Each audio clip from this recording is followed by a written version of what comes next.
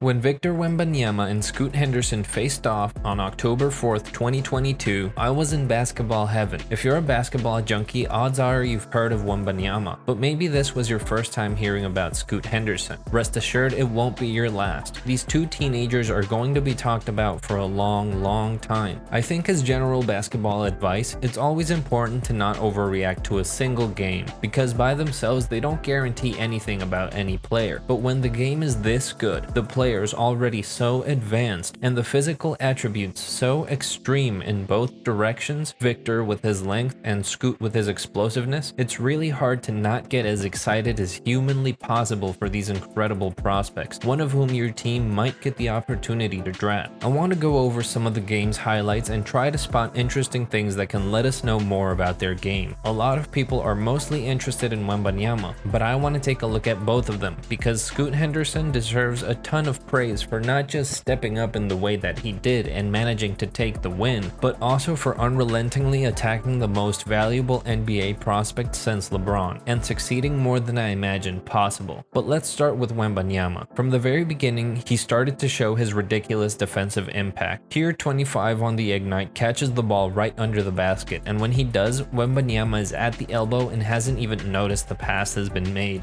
But one dribble is all it takes for Wemby to take a half step and hop towards the basket and completely erase the shot. Being able to cover that much space without even trying that hard is unfair defensively. Right after, Wemby shows off his improvement on the offensive end by bringing the ball up and basically throwing the ball off the glass. At first I thought it was a lucky basket because the form looked strange, but later I realized the form actually works for him because of his height, and it seems to be something he practices. I got very interested after this because I knew he could always shoot the three, but I was worried about his inside finishing since he's always been pretty inefficient in most of his career so far. He's been improving considerably on that front in recent months, however, which adds a much needed dimension to his game to become an all-time great. On this next play, he made it hell for this center to secure the offensive rebound. I wanted to highlight it because we can say that he'll probably be moved out of position by more physical players, but Wemby has the advantage that even if he gets moved, he has enough length to make up the lost ground with his arms. On this play, Wemby sets the screen and pops out for the three-point play. No chance in hell teams are going to want to double the ball handler and leave Wemby wide open. He's already mostly undisturbed even when being guarded. Being wide open is going to be a death sentence for other teams, whether Wemby pops to the three-point line or rolls to the basket. Here, Wemby just annihilates this shot. No easy baskets when he's around the rim. Everything needs to be earned with high-level play, which we'll see shortly from Scoot Henderson. Another ISO possession here that ends in a jumper. Wemby's release point is bonkers high, and the shot has a nice arc on it. Like I was saying before about Chet and Mobley, it's probably going to be tough for them to back defenders down, which is exactly why I was even more impressed by this next play. Good footwork, doesn't travel, has enough hang time on his hop to adjust himself and square his upper body for a controlled shot off the glass. You love to see this kind of production from him in case some days the threes aren't falling. After that play is when this happened. One of the coolest basketball plays in my recent memory. Scoot made his mind up that he was going to try and dunk on Victor Wembanyama, but this time it was the Giant that won the round with an absolutely incredible block. It was well timed, it was well placed, just erased. And in this next play, he once again showed us his two-way impact by making a ridiculous recovery to get a hand up for this missed three, and then he runs to the other side of the court and nails down a three of his own. That's incredible stuff. The things that Wembanyama is doing on the court could make anyone think he's going to end up becoming one of the greatest basketball players to ever live. If he reaches his ceiling, we're looking at a 7'4" Kevin Durant-like player, with even more impressive rim protection than Rudy Gobert. That's not just special or generational, that's top 3 player that's ever existed territory, if he manages to reach his ceiling. Which is exactly why I was all the more impressed with the things that Scoot Henderson was doing on the court right alongside Wemby. This very first play I'm going to show you is reason alone to think that Scoot is special. He blows by his defender like he's a traffic cone and sees 7'4" Wembanyama right in front of him and decides to try him. Instead of challenging him vertically, he uses his lateral speed to get his shot behind the rim as opposed to in front of it, aka a reverse layup. Wemby naturally expects him to try to use the glass to bank it in with a regular layup, but Scoot's been taught to use the rim as protection against shot blockers, and he can get to the spot he wants quick enough because of his physical gifts of explosiveness, speed, and leaping ability. Finally, he also has the skill to release the ball with enough spin and strength to get the bucket to go, and that's just the first play. At this point, Scoot realized, as unbelievable that Victor looks, he's not impenetrable. Nobody is in basketball.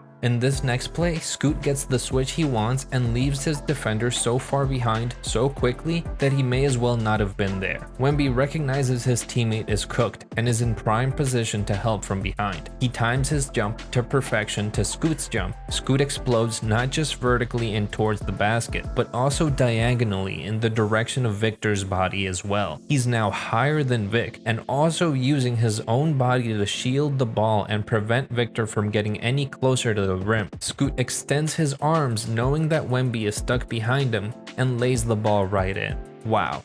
Some context for this next play. Going into the game, I had heard shooting threes was one of Scoot's biggest, if not his biggest weakness, and right before this play, I also think one of Scoot's ISO jump shots had already been swatted by Victor. Neither of those things stopped Scoot from trying this behind the back, between the legs, hesitation step back three that he splashes right in Victor's face. And remember how I said this dude was explosive? I thought my stream had glitched when I saw Scoot float like this. Lot of power behind this dunk. And then he hits us with this absolutely jaw-dropping possession. Once again, he completely blows by his man, but this time it wasn't with speed, it was with a beautiful behind the back and through the legs dribble. Scoot's confidence at this point is soaring, and so is he, as he takes two huge and lightning quick strides once again to the opposite side of the rim. But Victor goes for the block with a fully outstretched arm, but Scoot was a little quicker, and the spin on the ball was perfect. Once again, he found the weakness in Victor's armor. Don't get me wrong, Vic got the better of Scoot on a number of occasions as well. I believe Wembanyama had a total of 3 blocks on Scoot, but I also think all of that speaks very highly of Scoot's tenacity and never back down attitude.